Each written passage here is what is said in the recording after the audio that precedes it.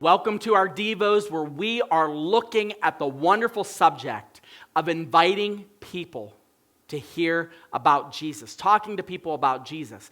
If you are a regular attender or a member of our church, we'll make this easy for you. We have coming up a Good Friday church service where we feature the medical depiction of the crucifixion and allow people to see what Jesus actually went through when he died on the cross and why that is so important. So what's going to happen is this. As you hear Pastor Mike and I talk about the importance of bringing people to church, and as you hear that God is putting people on your heart right now that may not know him, what's going to happen in your mind is you are going to worry that someone is going to reject you. Someone is going to say, look, I don't believe the nonsense you believe in. Look, I believe in this, or I don't agree that there's a hell. I don't agree that there's an eternity. Somebody that you have on your heart right now, you're afraid of what their reaction is going to be. So I'm going to encourage you with this. Have your answer ready.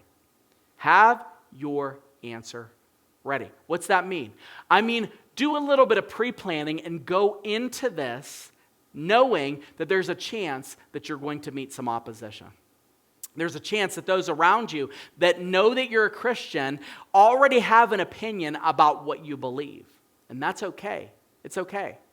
I want you to get in your mind of what you would say if they utterly and completely reject the idea. I don't believe in that stuff. I don't believe it's nonsense. The Bible was written by men. I don't even believe there's a God. What about all this? And I call it whataboutism. The theology of those that do not know Jesus, the theology of those that are godless, that don't believe in anything, is whataboutism. You say, hey, you should come to church with me. We're going to talk about Jesus. Jesus died for sins. Oh, yeah? Well, what about dinosaurs? What about evolution? Well, what about people that don't know who Jesus is? And they, what about? So what would you say to that person? Right now, think about it. What would you say to them? How would you answer that? I'll tell you what you shouldn't do. You shouldn't, number one, think that you have to have all the answers. You shouldn't have a doctorate in every religion before you talk to somebody about Jesus. No, that's not what I mean. You shouldn't think that you have to know every single objection to the faith. The second thing you shouldn't do, you shouldn't become defensive. A lot of times when you reach out to someone with your faith and you talk about inviting people to church, our tendency is to take it personal when someone doesn't agree with us or when someone thinks that maybe we don't believe in the right things. And our reaction is to say, hey, look, what do you believe in? I remember what you did with your life and you didn't do this. And it's real easy to do that, but that is not going to land you anywhere either. We have to not take it personal. Jesus himself said, if people hate us, it's because they hated him first. Now, I don't equate myself in line with Jesus and how he lived in terms of, I understand they hated him, therefore they hate me because I live like him. No, he's on a whole other level. He was perfect. I'm not perfect. But here's what we should take from that. We should take from that this is not about us. It is not our job to bear the burden of the message of Christ. The Holy Spirit is going to do that. It's our job to share the gospel. It's our job to tell people about Jesus when God gives us the opportunity.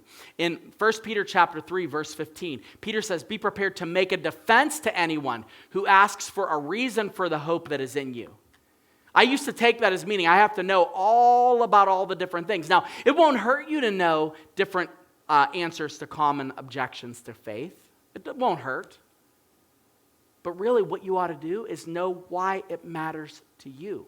Hey, look, I know you don't believe in this, but, I tried to be a religious person, and I realized that there was nothing I could do to ever please God. And then I realized that Jesus loved me so much that even though I was sinful, he still died for me, and he rose from the grave, and that's why I have hope. Not because I'm so good, but because I knew that there was nothing I could ever do to get to God. That's a quick way to say that. That's super personal to me. It's super subjective, and you have to be willing to tell people, why do you believe this? Why do you care? What does the resurrection matter to you? What does the crucifixion matter to you? If you're going to invite them on Good Friday, why should they care to come? And then pay attention to this part.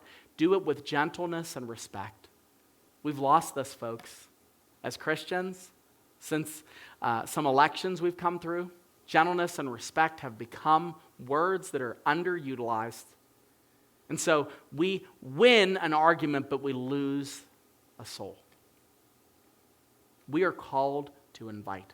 So, as we look at Good Friday coming up, as we look at that service where we share in what Jesus experienced on the cross, let's think of a way that we can be ready to anyone that we're asking to come with an answer about why we have hope beyond this world.